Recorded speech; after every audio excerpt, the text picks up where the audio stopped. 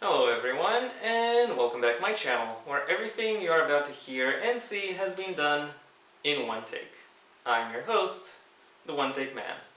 On November 12th, 1999, a simple show about a dog trying to rescue his owners from a wide variety of weird and unusual threats, better known by its title, Courage the Cowardly Dog, first debuted on the small screen.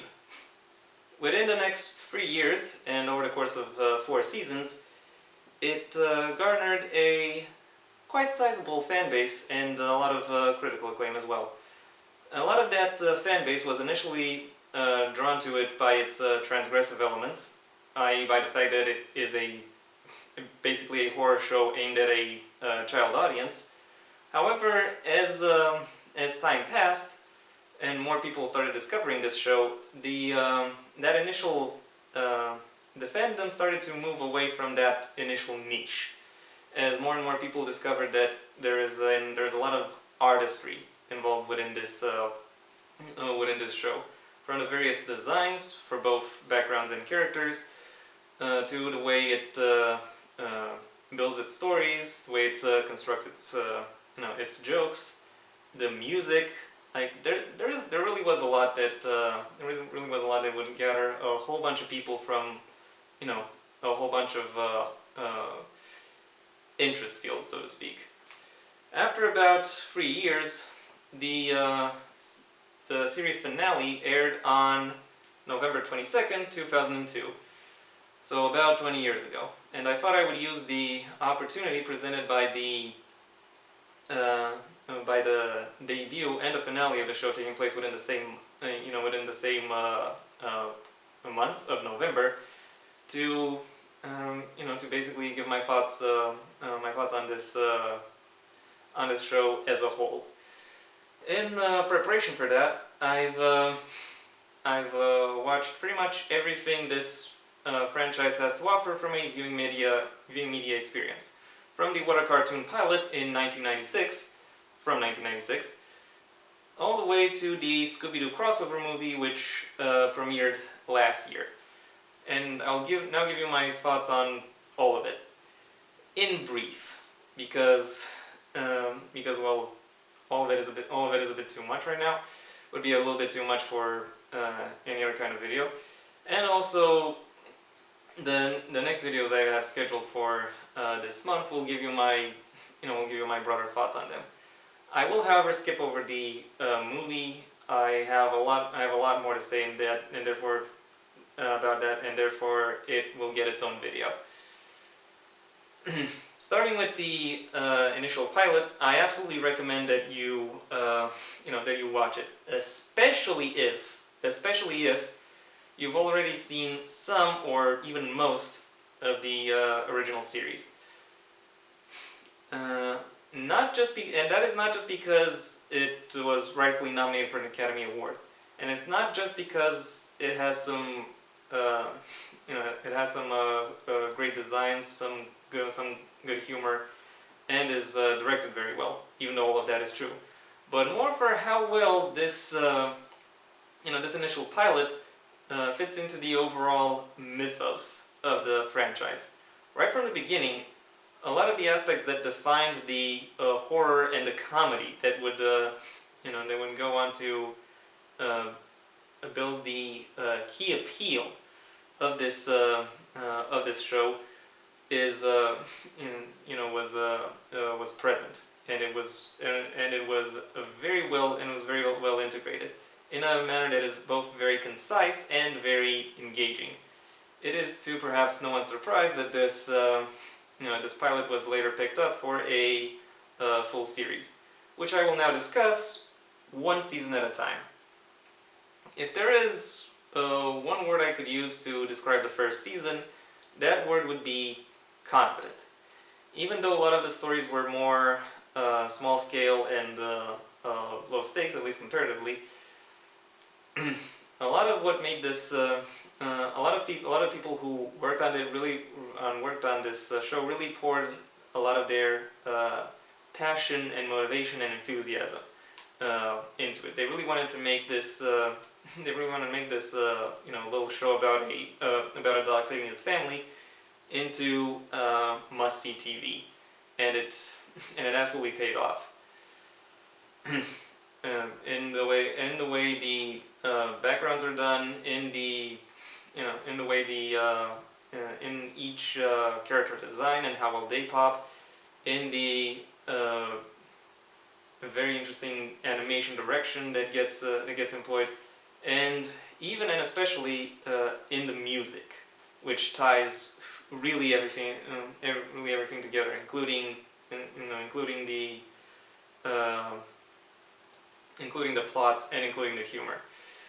Remember that remember that tune that plays whenever Courage uh, is about to solve the problem of the episode and defeat the villain. That dun dun dun dun dun dun dun dun dun dun. Yeah, that. I'm a grown ass man. I'm a grown ass man, and I still hum that to myself whenever I have to solve something challenging. That is how effective these songs are at sticking in your brain. Not just for season 1 though. I'll say the other seasons are about on par with season 1 when it comes to the music. But in my opinion, at least, season 1 uh, musically edges out the others. When I look back at season 2, I have to say it really was a time of a lot of major change, as you can probably tell from the fact that it aired over a longer period of time, not just in season 1, but even seasons 3 and 4, maybe even put together. And also there were a lot more names in the credits, so it's not so the team is getting diversified. And that diversification, that new blood being brought behind the scenes, also led to a lot of experimentation moving forward, with a lot more locations, a lot more twists occurring in each episode's narrative, and also with quite a few more varied villains. They really helped keep the show fresh and drew in a lot of attention. That led to some very interesting highs with this second season. Even though season 1's averages, I'll admit, a little bit higher, but it does broaden both the setting and the aesthetic appeal of the show in quite a few meaningful ways, setting it up to become a landmark of animation. And then season 3 happened. Season 3 is where I will say that a lot of the changes introduced in season 2 came home to roost. That's not to say that that the show is different because it is totally unrecognizable. In fact, a lot of the details about the presentation and formatting of the show have stayed exactly the same throughout season 3.